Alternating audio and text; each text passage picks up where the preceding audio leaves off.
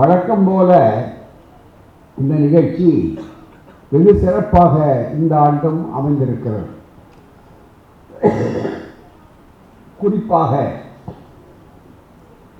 ஜெயகோபால் அவர்கள் 2 பேர் நம்மிடையே படமாக இருக்கக்கூடியவர்களுக்கு பாராட்டு விருது.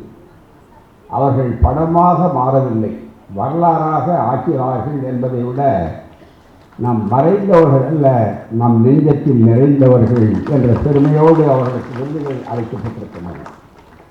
இன்னும் கேட்டால் அவர்களுடைய சாதனை அதன் காரணமாக அவர்களுக்கு அந்த கொள்கையாளர் என்ற அடிப்படையில் மனித நேயத்தோடு அது வழங்கப்பட்டிருக்கிறது.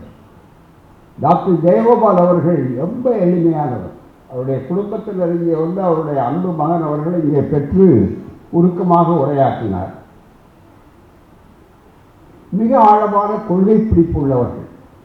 அதை பற்றி எல்லாம் அடுத்து சொல்லியிருக்கிறார்கள். நேரத்தின் நெருக்கடியினாலே நான் அதை விவரிக்க விரும்பவில்லை.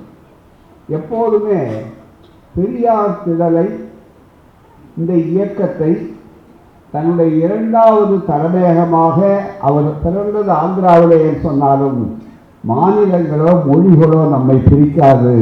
மனித நேயமும் சுயமரியாதையும் சமூக நீதியும் நம்மை இணைக்கும் என்பதற்கு அடையாளம்தான்.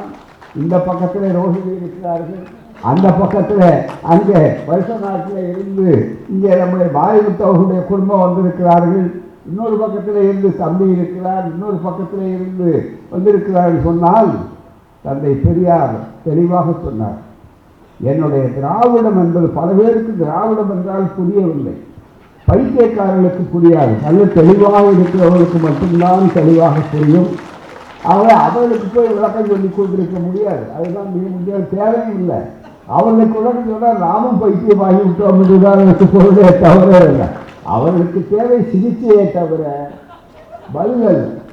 அதுதான் இப்போ மிக முக்கியம். இந்த அடிப்படையில் எவ்வளோ புரிந்து கொண்டிருக்கிறார் என்பதற்கு அடையாளம் என்னன்னு சொன்னால் மிக முக்கியமாக நல்ல அளவுக்கு கொள்கைகள். பெரியார் அவர்கள் சுயமரியாதை இயக்கத்தை தொடங்கிய போது அழகாக சொன்னார், இந்த ஆண்டு 100ஆண்டு, அதை அழகாக சொன்னார். இன்றைக்கு நான் ஒரு சிறு பேரோடு இருக்கிற மாதிரி உங்களுக்கு தோணும் இல்லை, அழகாக சொன்னார். நம்முடைய அருமை தோழர் ரோஹிணி அவர்கள் நன்றாக சொன்னார். அவருடைய தத்துவத்தில் என்ன மிக முக்கியங்கிறத அப்படியே முத்தாய்ப்பு மாதிரி சொன்னார். யாருக்கும் நீ அடிமை அல்ல, யாரும் யாருக்கும் குறைந்தவர்கள் அல்ல, இதுதான் மிக முக்கியம். இதுக்கு தான் அன்னையிலிருந்து இன்னைய வரையில் 4 வரையில போறாரு. ஏன்னா ஆதிக்கவாதிகள் அவ்வளோ சுலபமாக விடமாட்டான். கொஞ்ச நேரத்தில் கொஞ்ச நேரம் வேற ஒன்றும் இல்லை, கொஞ்ச நேரம் உட்கார்ந்து பாருங்க. அழகாக ஐயா ஒரு முறை சொன்னார், இந்த வகுப்புவாரி உரிமை சமூக நீதி ஒன்றும் இல்லையா, கொஞ்சம் அதை பிடிச்சிங்கன்னு சொல்லி ஒருத்தரை கொடுக்குறோம். ஏன்னா வேட்டியை கட்ட வேண்டியிருக்கு, அதுக்காக கையில் இருக்கிறவே கொஞ்சம் நீங்கள் வச்சுங்கன்னு சொல்லிட்டு திரும்ப கொடுங்கன்னு கட்டி பிடிச்ச உடனே கேட்டால் கொடுக்குறவனுக்கு ஏதோ பெரிய இழந்து விட்ட மாதிரி இருக்குது. இவ்வளோ நேரம் எனக்கு இருந்து நீங்கள் வாங்கலாமான்னு கேட்குற மாதிரி இருந்தால் என்ன நியாயம் அப்படின்னு பெரியார் எளிமையாக கேட்டார். மிக முக்கியமான ஆகவே அந்த அடிப்படை மிக முக்கியமானது. அந்த வகையில் நண்பர்களே, அருமையான நிகழ்ச்சியாக இந்த நிகழ்ச்சி சிறப்பாக நடந்திருக்கிறது. குறிப்பாக டாக்டர் ஜெயகோபால் அவர்களுடைய அந்த பணி ரொம்ப சிறப்பு. என்னுடைய ஒரு சகோதரராக நாங்கள் கருதக்கூடியவர்கள். மிக முக்கியமாக அந்த குடும்பம் இவ்வளவு சிறப்பாக எல்லா நிகழ்ச்சிகளுக்கும் வந்து கொண்டிருக்கிறார்கள். அதுக்காக இதற்காகவே ஒரு விடுதலையை படித்து விட்டு எழுதுவார். அதுதான் வேடிக்கை. எனக்கு ரொம்ப முதல்ல அவர் அறிமுகமான போது ரொம்ப வியப்பாக இருந்தது. டாக்டர் ஜெயகோபால் அவர்கள் அந்த அறிமுகம் வளர்ந்து இன்னைக்கு விசாகப்பட்டினத்தில் ரொம்ப நாளைக்கு முன்னாலேயே விசாகப்பட்டினத்தில் தன்னுடைய பெரியார் சிலையை அவர்கள் நிறுவியதிலே தன்னந்தனியராக போராடி அந்த இயக்கத்தை ஏற்பட்டார். மிக முக்கியமாக ஆகவே இது ஒரு இயக்கம், இது ஒரு கட்சி அல்ல. பெரியார் சொன்னார், நான் கட்சிக்காரனாக என்றைக்கும் இருந்ததில்லை, கொள்கைக்காரனாகவே இருந்திருக்கிறேன். இன்றைக்கு தோழர் பாராட்டப்பட்டிருக்கிறார்னா கொள்கைக்காரன். அதே மாதிரி மாரிமுத்து அவர்கள் பாராட்டப்பட்டிருக்கிறார். எனக்கு என்னன்னா சில பேர் சொல்லுவாங்க, அவர் தான் இல்லையே, இப்போ எல்லாம் மறந்துருப்பாங்க, இப்போ யாரும் அதை பற்றி கவலைப்படல அப்படின்னு. யார் மறந்தாலும் மறக்காத ஒரே இடம் பெரியார் தான், பெரியார் இயக்கம் தான். இன்னும் கேட்டால் யார் எந்த நேரத்தில் கைவிடப்படுகிறார்களோ அப்போது கைதூக்கிவிட வேண்டும் என்பதற்காக இருக்கிற ஒரே இடம் பெரியார் திடல். நாங்கள் பெருமைக்காக சொல்லவில்லை, கடமை உணர்ச்சி. உறவு என்பது இருக்கிறது, அது உறவு என்பது ரத்த உறவு அல்ல, அது ஒரு சாதாரணம், அது ஒரு பகுதி, அவ்வளவுதான், அது இயற்கையானது. கொள்கை உறவு என்பது இருக்கிறது ரத்த உறவை விட கடுமையானது. அந்த வகையில் இந்த குடும்பம் எங்கள் கொள்கை குடும்பம். நேரடியாக சொன்னோம்ல, நேரடியாக அவங்க வீட்டுக்கு நான் போக முடியாது. என்ன கேட்டால் நான் மாறிவிட்டவங்களை பார்க்கணும்னு நினைச்சா அந்த வாய்ப்பு இல்லாத போச்சு. ஆனால் அவருடைய பேரெல்லாம் செய்தியெல்லாம் படித்தோம். மிக முக்கியமாக சோதிடத்தை போட்டு வாங்கியிருக்கிறாரு.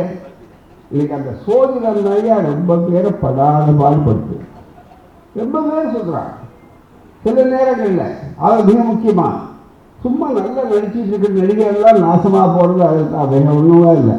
போய் அவங்கள்ட்ட உங்களுக்கு ரொம்ப ராசி இருக்குங்க, அடுத்தபடியாக நீங்கள் தாங்க வரணும் அப்படின்னு சொன்ன உடனே அவர் வர்றார்கள்.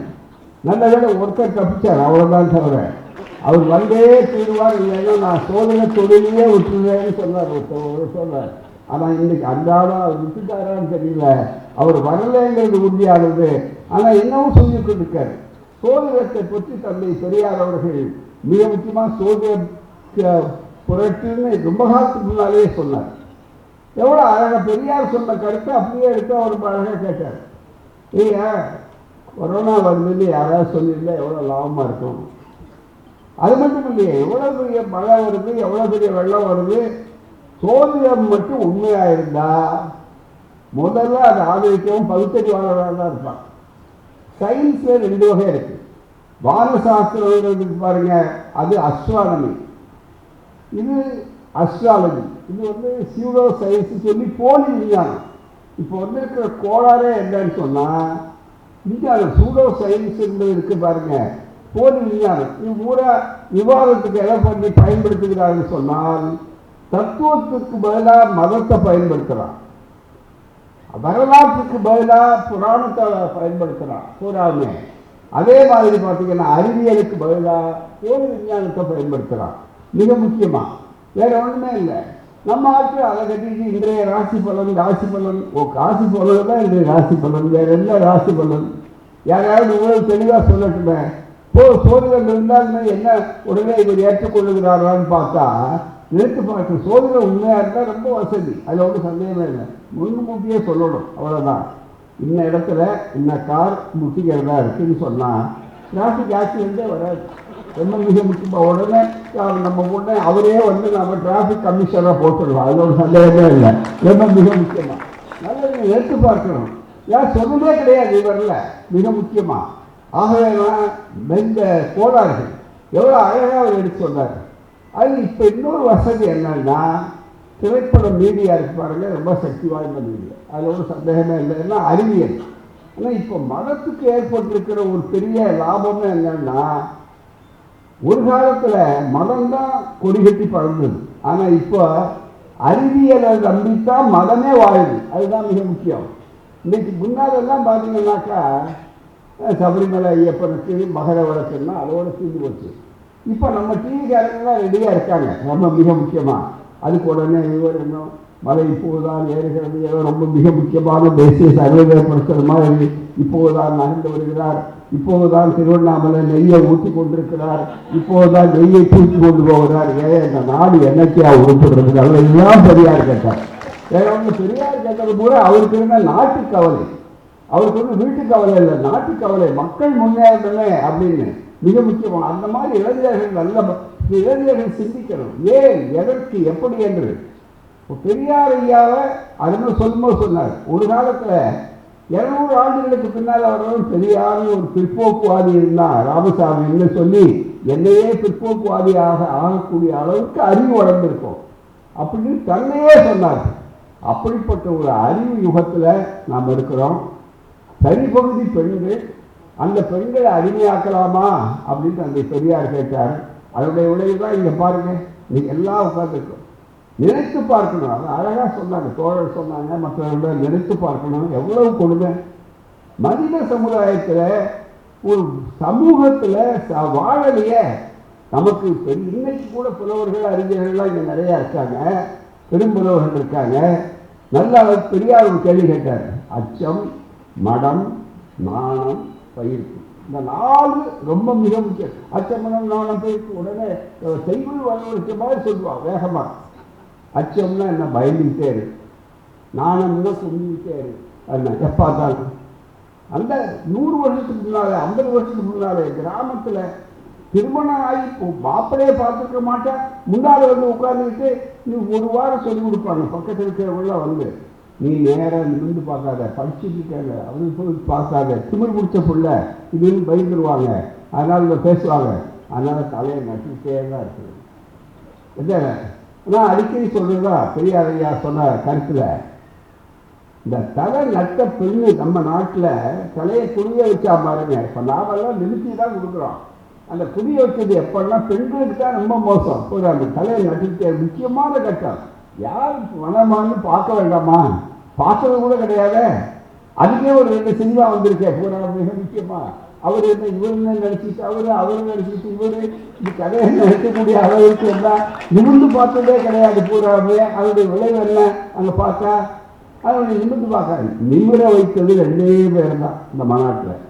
இந்த குடிஞ்ச பெண் இருக்க திருமண நேரத்தில் கூட ஒன்று பெரியார், இன்னொன்று இந்த கேமராமேன். அவங்க கொஞ்சம் நிமிருங்க, கொஞ்சம் நிமிருங்க, பக்கத்தில் கொஞ்சம் நிமிருங்க, இன்னும் கொஞ்சம் நிமிருங்க. இதுதான் இது, வேற ஒன்றுமே கிடையாது பூரா. அப்படி மிகப்பெரிய அளவில் ஆக்கி வைத்தார். இந்த தலையை நிறுவன வைக்கல என்னையா இருக்க ஒரு பெண்ணா பிறந்தா என்ன, ஆனால் பெண்ணா அது அவங்களுடைய உடற்கூரை பொறுத்தவரையில் அவள் தான். அந்த பெண்ணா பிறந்த காரணத்தினால நீ நட்டுட்டே இருக்கணும். என்ன கொடுமையா? இதுதான் பெரியார் இதுதான் செஞ்சார். பெரியார் என்ன செஞ்சாருங்கிறது புத்தி உள்ளவருக்கெல்லாம் புரியும், பகுத்தறிவு உள்ளவருக்கெல்லாம் புரியும், நடைமுறையில் அனுபவிக்கிறவர்களுக்கெல்லாம் தெரியும்.